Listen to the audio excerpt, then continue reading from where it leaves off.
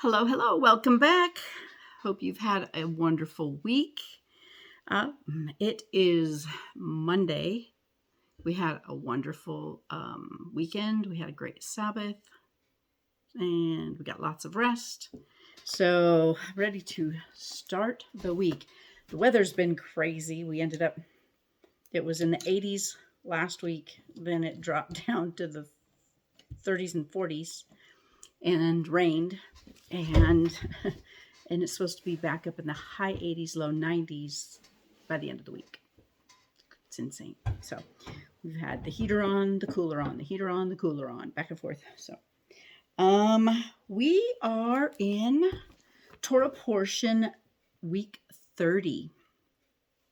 And hold on, I'm going to adjust a little bit. Oops, sorry. There we go.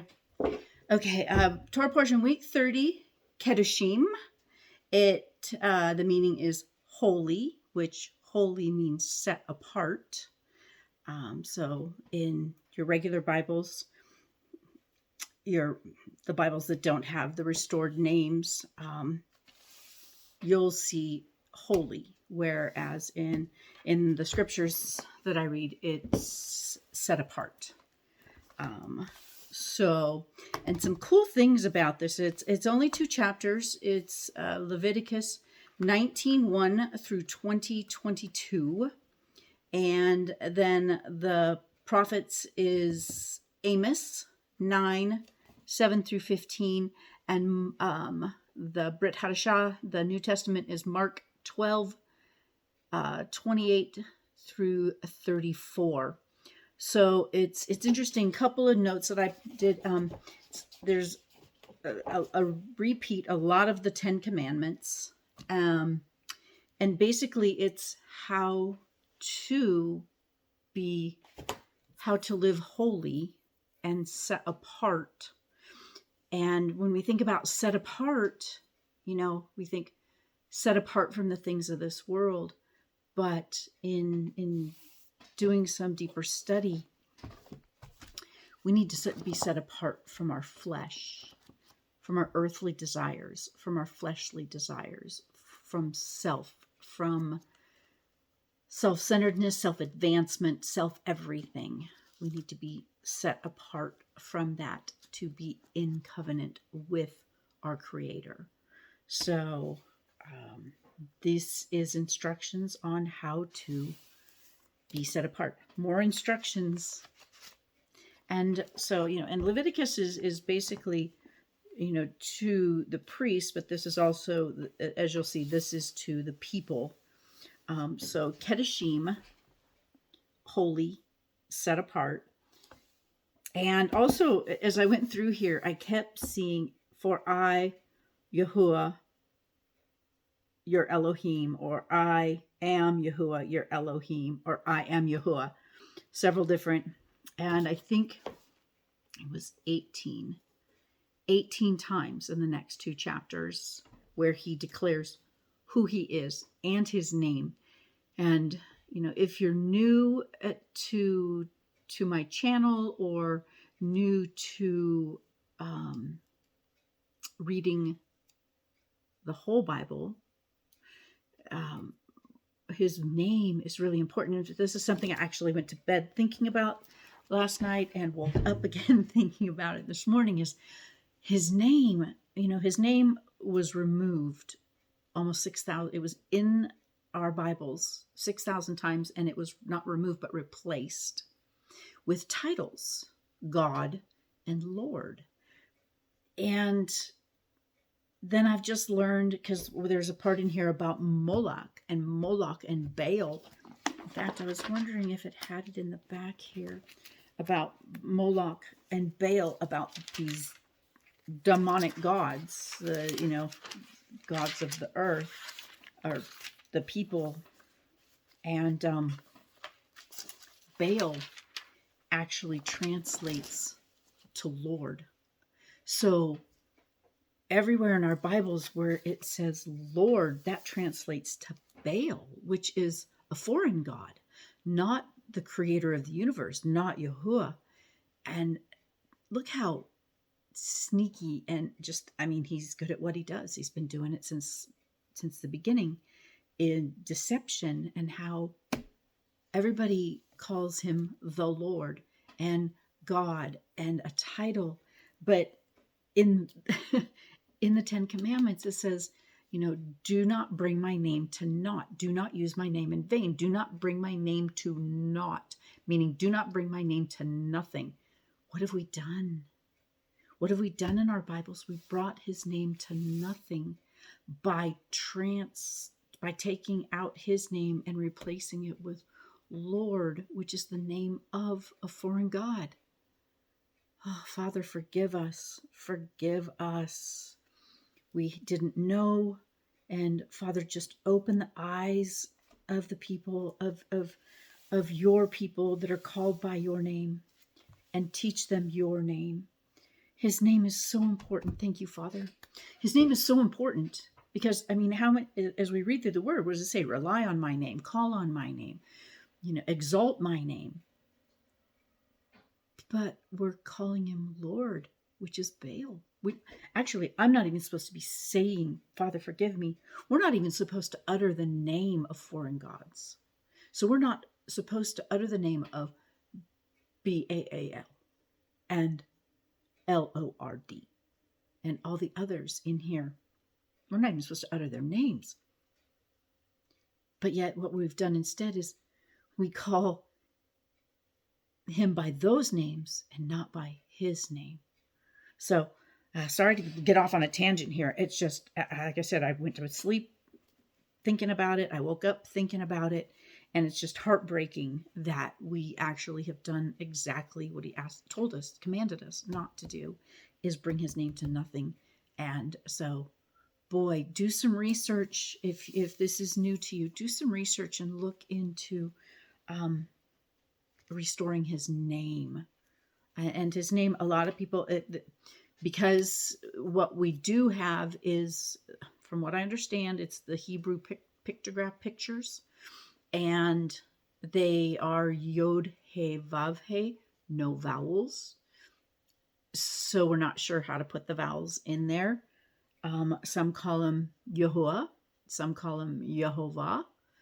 Some call him Yahweh, because it has those letters in it. And today I was even listening to a teaching, and he was just calling him Yod He Vav He, which, man, I kind of like that, because, those are the letters of his name. And then there's no wondering Yod He Vav He. It does kind of seem impersonal, like being calling my husband RUSS. I don't know. Anyway, but we won't know his true name because it's been lost, unfortunately. But his name is not LORD or GOD. That's not his name. Those are titles or names of foreign gods. So anyway, let's get going. I'm sorry I wasted some time here, but no, I don't believe that I wasted. I believe that the Father is speaking, and this is for whoever he has to hear it. So be blessed. And if you have any questions, just let me know. Not that I know a whole lot, because I am new to all of this. I'm just being faithful and reading his word and sharing what it means to me. So Leviticus 19:1. And Yahuah spoke to Moshe, saying, speak to all the congregation of the children of Israel, and say to them, be set apart, for I, your Elohim, I, Yahuah, your Elohim, am set apart. So Elohim is translated to God. So that's where, he Yahuah is our God. The foreign countries, foreign nations, they have foreign gods.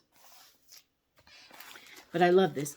Be set apart, for I, Yahuah, your Elohim, am set apart. Be ye holy, for I am holy. That's where this comes from. And where is it? In James? Where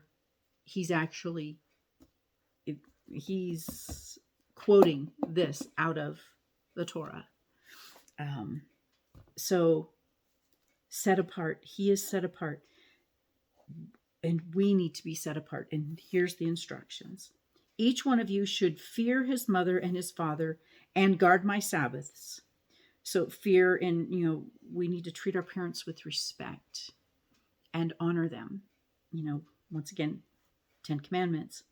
And guard my Sabbaths. Guard them. Oh my gosh, the Sabbath is so precious, and the Sabbath is just so wonderful. And I just wish that everyone could see how beautiful, and that it's a sign between the keepers of the Sabbath. It is a sign from him that we are in covenant with him. I'm going to pause here real quick. If you don't have your Bible, go ahead and grab it. Grab something to drink so we can just sit and hang out and continue to go through this. So, guard my Sabbaths. I am Yahuah, your Elohim. Do not turn to idols, and do not make for yourself molded mighty ones. I am Yahuah, your Elohim. And when you slaughter a slaughtering of peace offering, so when you take your peace offering to Yahuah, slaughter it for your acceptance, so that you'll be accepted. And it is eaten the same day you slaughter it, and on the next day, and that which is left on the third day is to be burned by fire. It is not to be. So if it is eaten at all on the third day, it is abominable. It is not accepted. And he who eats it bears his crookedness. I'm kind of noticing here, bears his crookedness. It's been a few times over the past few Torah portions that this has been said, bears his crookedness. Well, what happens? Okay, so you have meat. You don't have all the modern conveniences of refrigeration and preservation that we do today. And so it's been cooking. You eat it on the first day. You eat it on the second day. By the third day, not a good idea to eat it and bear his crookedness, body, sick. I don't know. For me, it's saying, if you do this, you're going to get sick.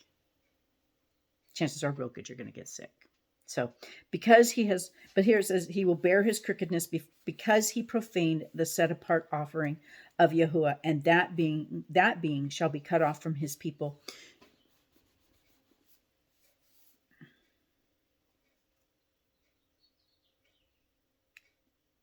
He didn't follow instructions.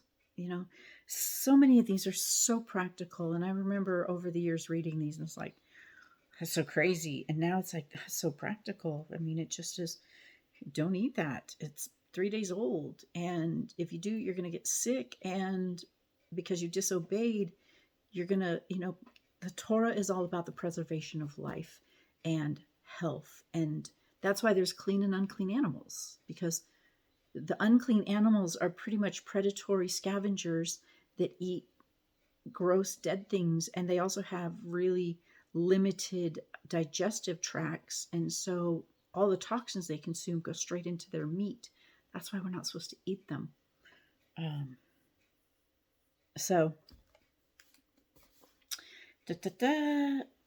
he who eats is bears his crookedness because he has profaned the set apart offering of Yahuah, and that being shall be cut off from his people. And when you reap the harvest, I love this part, and when you reap the harvest of your land, do not completely reap the corners of your field or gather the gleanings of your harvest. Do not glean your vineyard or gather every grape of your vineyard. Leave them out for the poor and the sojourner. I am Yahuah, your Elohim. I just love that he makes provision, how he makes provision. Do not steal, do not lie, do not deceive one another, and do not swear falsely by my name, and so profane the name of your Elohim. I am Yahuah. Don't swear falsely by his name. Do not oppress your neighbor or rob him. The wages of him who is hired is not to remain with you all night until morning. Do not curse the deaf or put a stumbling block before the blind, but fear your Elohim, for I am Yahuah. My mind, the way it works, it's like, oh my gosh, I'm putting a stumbling block before a blind person. And my mother-in-law had lost her vision, most all of her vision. She could see contrast, but she couldn't see detail. And, we had to always make sure and be mindful that everything in her home was put where it was because she, did everything by memory and where everything was. And I just couldn't imagine putting things purposely in front of somebody. I'm laughing, but it's not funny, but putting a stumbling block in front of a blind person, how awful. So anyway, 19:15, do no unrighteousness in right ruling. Do not be partial to the poor or favor the face of the great, but rightly rule your neighbor in righteousness. Excuse me. Do not go slandering among your people. So this goes back to Lashon Hara and spiritual leprosy. And do not go slandering among your people, and do not stand against the blood of your neighbor. I am Yahuah. Do not hate your brother in your heart. Reprove your neighbor for certain and bear no sin because of him. We're called to do this. If they're believers and they are unknowingly, if they've got a bad habit, here it's right after, no slandering, and, don't stand against your brother, don't hate your brother, don't, if you see someone doing this, we are actually supposed to reprove them and go have a kind, loving conversation with them. And it's like, look, this is not healthy to participate in, and I know I've had to take a stand of, I cannot participate in this because it actually affects my walk in covenant with my King. So do not take vengeance or bear a grudge against the children of your people, and you shall love your neighbor as yourself. I am Yahuah. Guard my laws. Do not let your livestock mate with other kind. Now this is interesting here. Do not sow your field with mixed seed, and do not put a garment woven of two sorts of thread upon you. Now, I knew that we weren't supposed to wear wool and linen mixed together, but here it's completely different, saying, do not put a garment of woven of two sorts of thread upon you. Boy, how many of us do nowadays with spandex and things with elastic waists and things like that? Interesting. I'm going to have to really go into prayer and study about this, because like I said, I thought it was just linen and wool, but here it's saying a garment woven of two sorts of thread. So if you've got like an elastic and most everything, so many things. Like the other day, I saw these really cute linen-ish looking dresses, cotton linen looking dresses, but then when I started reading it, they were cotton and rayon. So those are two different threads. So I guess we look for 100% linen or 100% cotton or 100% wool. So, and when a man has intercourse with a woman who is a female servant engaged to a man and to be ransomed, but she has not been ransomed nor set free, there should be an inquiry. But they are not put to death because she was not free. She was a slave and she couldn't say anything about it. And he shall bring his guilt offering to Yahuah to the door of the tent of appointment, a ram as a guilt offering. And the priest shall make atonement for him with the ram of the guilt offering before Yahuah. For his sin which he has done, and the sin which he has sinned shall be forgiven him. And when you come into the land and have planted all kinds of trees. Now this one I found interesting too, being I do have a garden. And I'm also going back up here. Do not sow in your field with mixed seed. Like,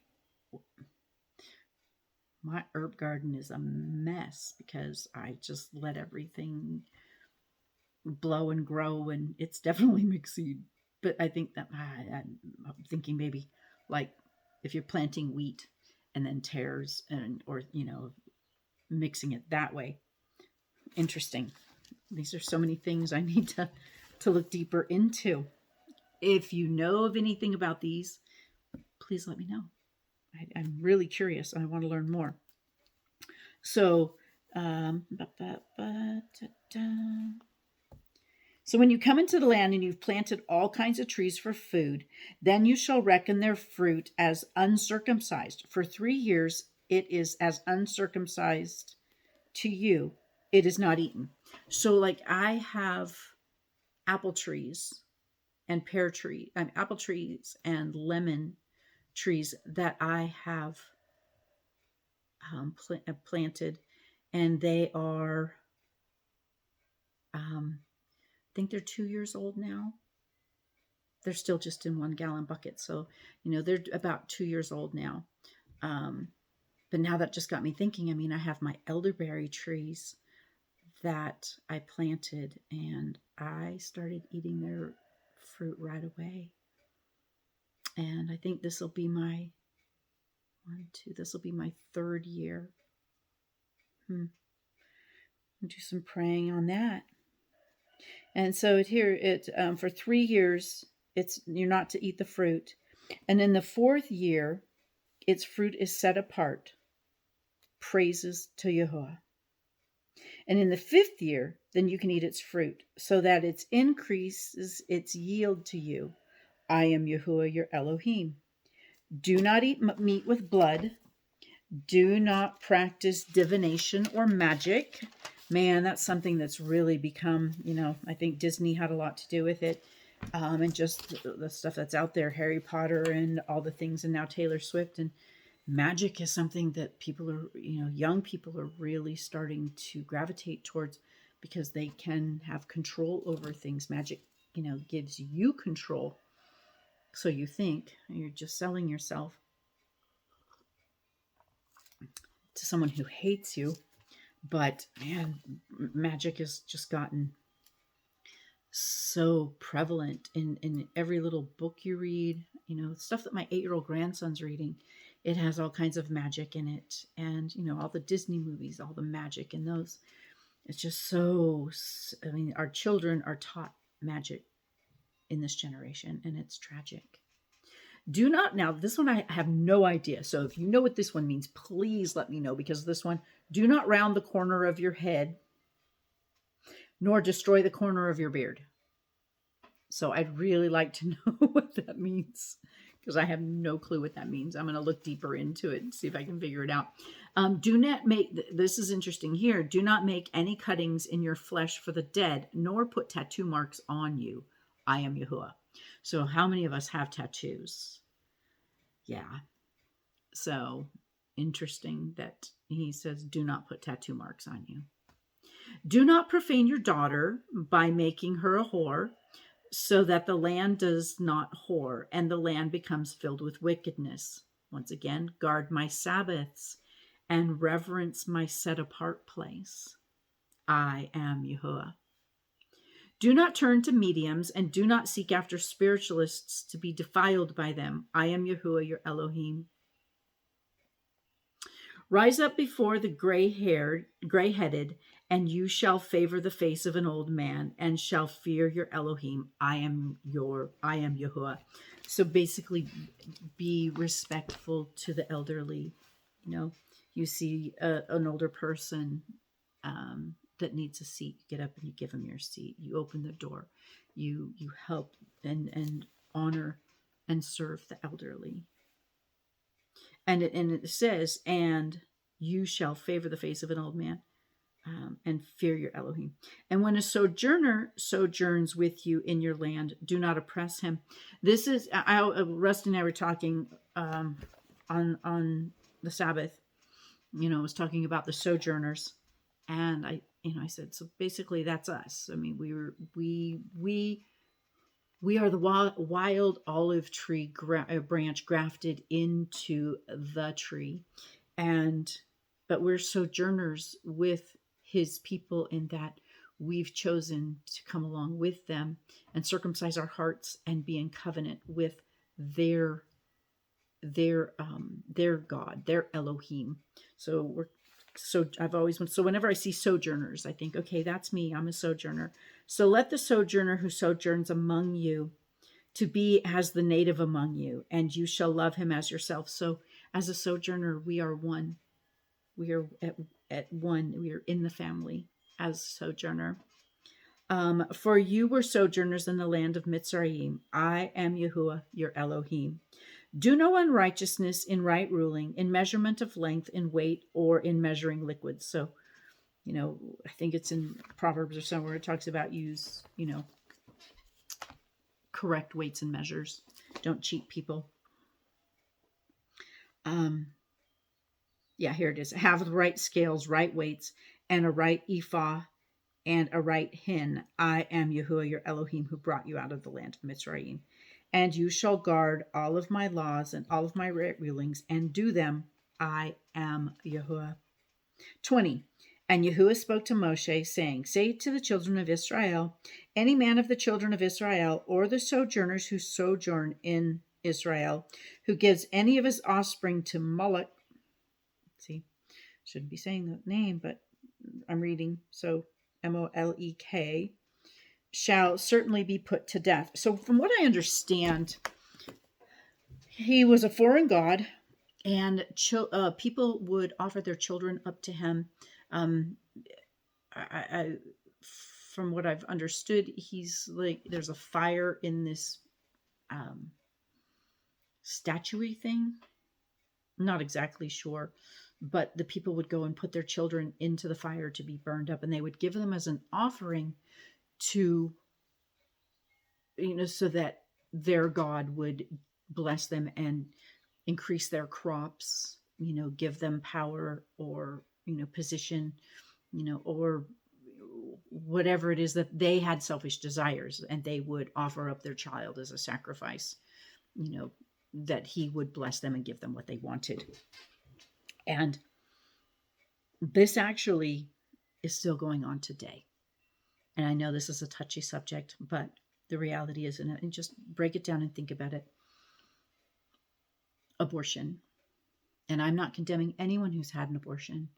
I pray that the Father heals you and blesses you, and that you're able to repent, and that he's able to cover over and heal your heart and everything.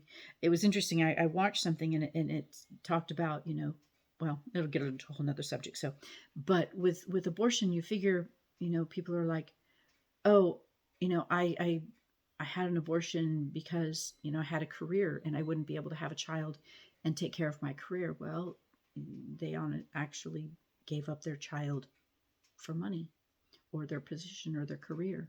I didn't have enough money to raise the child, so I gave it up. I had an abortion.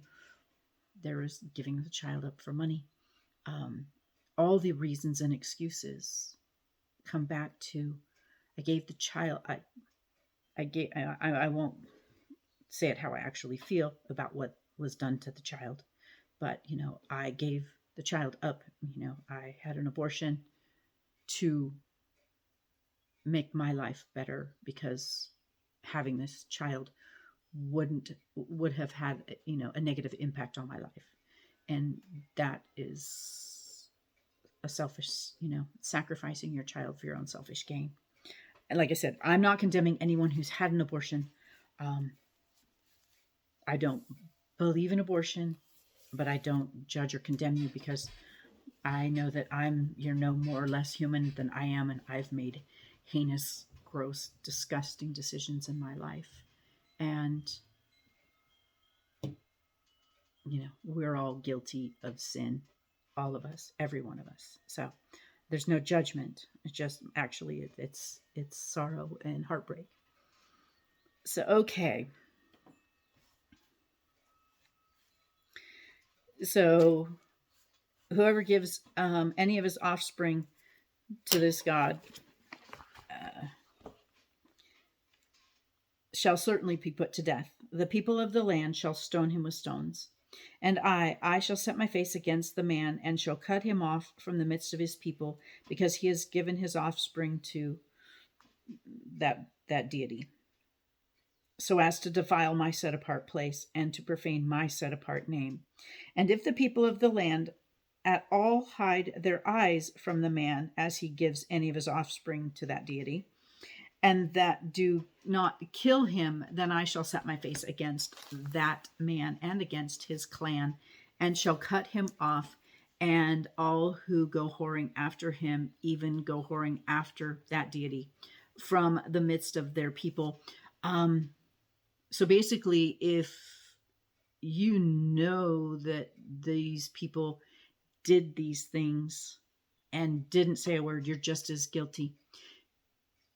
As I read that, there's several things in here as I read this that I myself participated in throughout my life, and I am having to, I have repented, but I'm having to really repent again because my heart is broken for the ways that I've transgressed, that I have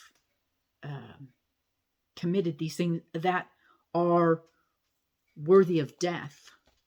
The wages of sin are death. And these things here, we should be dead because of them. But by his grace and by the Messiah's sacrifice, that's grace and mercy there. Because we deserve death for the things that we've done. So, okay. 26. And the being who turns to mediums and to spiritists to go whoring after them, I shall set my face against that being and cut him off from the midst of his people.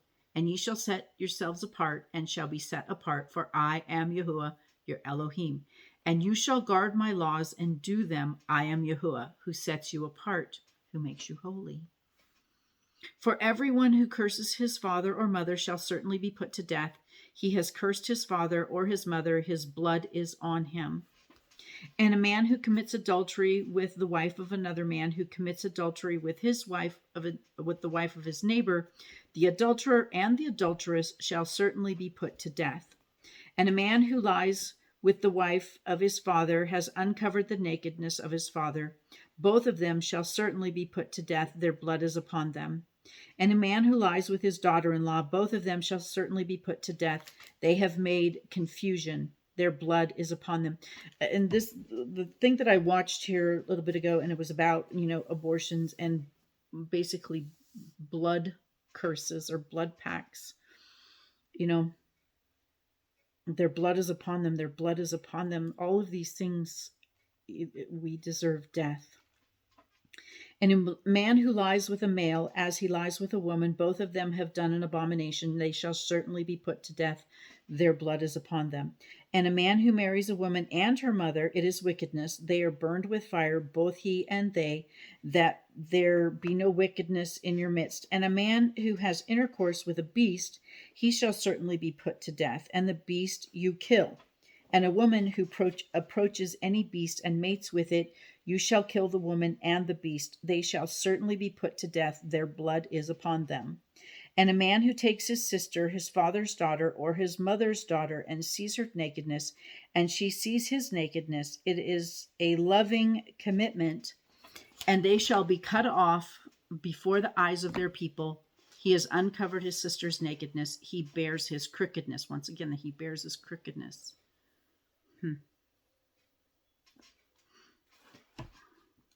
I'm wondering, because I was saying how he bears his crookedness, he can get sick from participating in these. This one, their offspring, because their brother and sister, their offspring can have major challenges. A man who lies with a woman during her sickness and uncovers her nakedness, he has laid bare her flow, and she has uncovered the flow of her blood. Both of them shall be cut off from the midst of their people.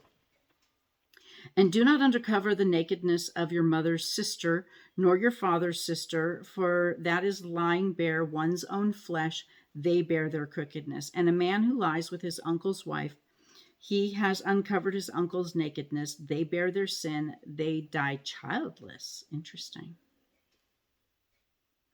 And a man who takes his brother's wife, it is uncleanness. He has uncovered his brother's nakedness.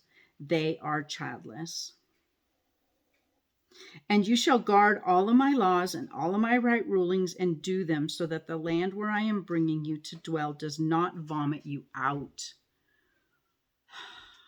There's so many questions there. We're waiting for a second Exodus and to be called back, when, from how I understand it, with the millennial reign and Jerusalem coming down and all of us going back to Jerusalem, those who are in covenant. And here, if you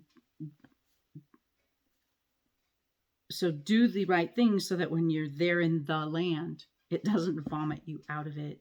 And do not walk in the laws of the nation which I'm driving out before you, for they do all these. Well, this is like when they're going in. So you think about it, they're going into the promised land, the first Exodus before they get there. And it's saying, when you get there, do these things so that the land doesn't vomit you back out. You've worked really hard to get here. And do not walk in the laws of the nations that I'm driving you out before you. I love that. For they do all of these, and therefore I loathed them. But I say to you, you are going to possess their land, and I myself give it to you to possess it, a land flowing with milk and honey. I, Yahuah, your Elohim, who has separated you from the peoples, set apart. We're set apart from the other nations. And you shall make a distinction between clean beasts. Once again, we go over the dietary, and people are, there's so many places that it's actually spoken about what we're eating here. And you shall make a distinction between clean beasts and unclean, and between unclean birds and clean. And do not make yourselves abominable by beast or by bird or whatever creeps on the ground, which I have separated you from as unclean.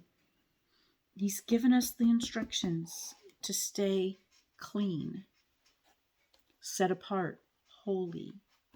And you shall be set apart to me, for I am Yahuah, am set apart.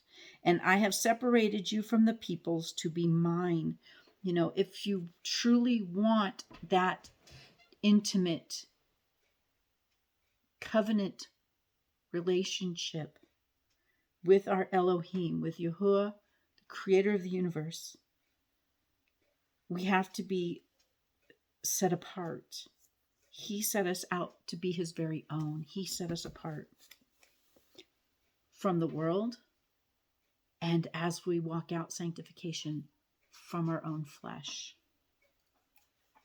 And a man or a woman in whom there is a medium, or who are spiritists, shall certainly be put to death. They are to stone them with stones. Their blood is upon them.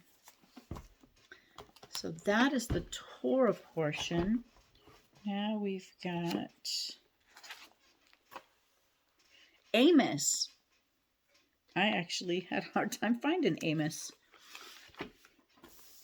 Right before Obadiah. I should know that because my grandson's name's Obadiah. And I read Obadiah when they decided to name him Obadiah. Just to see. So, okay, Amos 9, 7 through 15. Here we go. Are you not like the people of Cush to me, O children of Israel, declares Yahuah? Did I not bring up Israel from the land of Mitzrayim, Egypt, and the Philistines from Caphtor, and Aram for Kir? Look, the eyes of the Master Yahuah are on the sinful reign, and I shall destroy it from the face of the earth, except that I do not completely destroy the house of Jacob, declares Yahuah. For look, I am commanding, and I shall sift the house of Israel among all the nations as one sifts with a sieve, yet not a grain falls to the ground. All the sinners of my people are going to die by the sword, those who are saying evil does not overtake us, nor meet us. In that day I shall rise up the booth of David, the tent of David, which is fallen down, and I shall repair its breaches and raise up its ruins, and I shall build it as in the days of old, so that they possess the remnant of Edom and all the nations of whom my name is called, declares Yahuah, who does this. Look, the days are coming, declares Yahuah, that the plowman shall overtake the reaper, and the treader of grapes him who sows the seed. And the mountains shall drip new wine, and all the hills melt. And I shall turn back the captivity of my people Israel, and they shall build the waste cities and inhabit them. And they shall plant vineyards and drink wine from them, and shall make gardens and eat their fruit. And I shall plant them on their own soil, and not uproot them any more from their own soil I have given them, says Yahuah, your Elohim. Beautiful promise. And lastly, Mark 12, 28 through 34. And one of the scribes coming near, hearing them reasoning together, knowing that he had answered them well, asked him, which is the first commandment of all? And Yahushua answered him, the first of all the commandments is the Shema, which is super cool. It's from Deuteronomy 6:4. And so Yahushua is quoting Deuteronomy, the Torah. Hear, O Israel, Yahuah, our Elohim, Yahuah is one. And you shall love Yahuah, your Elohim, with all of your heart and with all of your being and with all of your mind and with all of your strength. And that is Deuteronomy 6. That's Deuteronomy 6:4. And then Deuteronomy 6:5 says this is to Deuteronomy 6:5. This is the first command. And the second like it is this. And this is from Leviticus 19:18. He's quoting the Torah. You shall love your neighbor as yourself. There is no other commandment greater than these. And the scribe said to him, well said, teacher, you have spoken the truth. For there is, and this is quoting, there's so much here where it's quoting the Torah. So this is quoting Deuteronomy 4:35. It says, for there is one Elohim and there is no other beside him. And to love him with all your heart and with all the understanding and with all the being and with all of the strength. And that's once again Deuteronomy 6:5. And to love one's neighbor as oneself is more than all the ascending offerings and offerings. And when Yeshua saw that he had answered wisely, he said to him, you are not far from the reign of Elohim, the kingdom of the Yahuah. And after that, no one was bold enough to question him. So there was another scripture, and it was 1 Corinthians. It kind of goes in with a lot of this too. 1 Corinthians. And I did not mark this one ahead of time, so I'm going to have to go searching.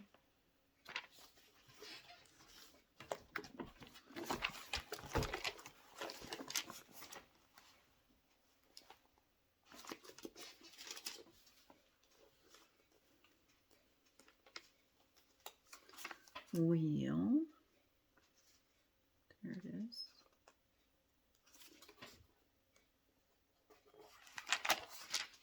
There it is. Or is it 2 Corinthians 7:1. Having then these promises, beloved, let us cleanse ourselves from all defilement of the flesh and spirit, perfecting set apartness in the fear of Elohim. You know, we need to be set apart for his good pleasure, for his purpose.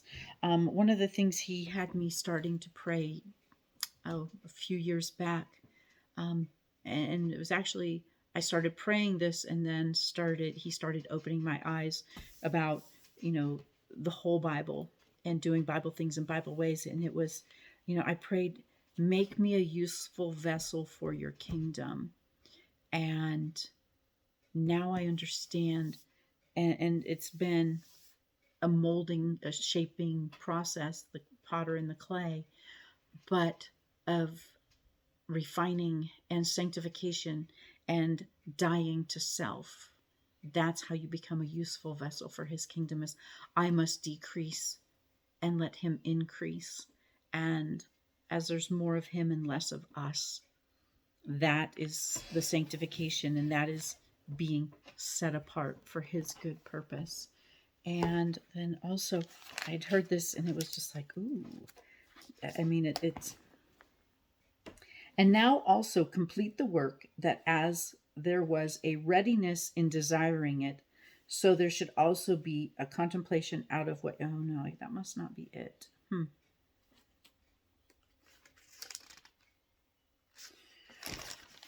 Was it 1 Corinthians? 1 Corinthians.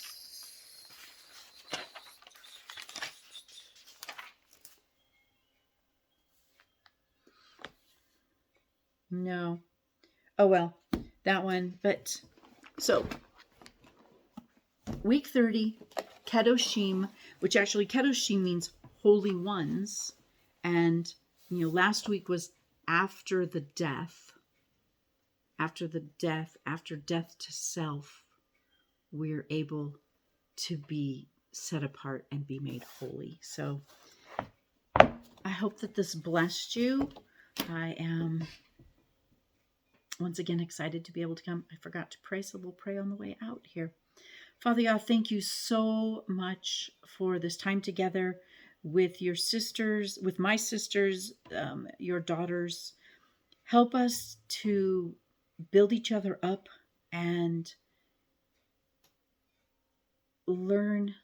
spur each other on to dig deeper, to learn more about you. We thank you so much for your word and helping us, giving us eyes to see and ears to hear, and helping to make us ready, to be prepared for your son's return, for Yeshua's return, to bring us physically back into your presence. Thank you, my King. All honor and glory to you. In Yeshua HaMashiach's mighty name. Amen. Okay, we'll see you next week. Be blessed.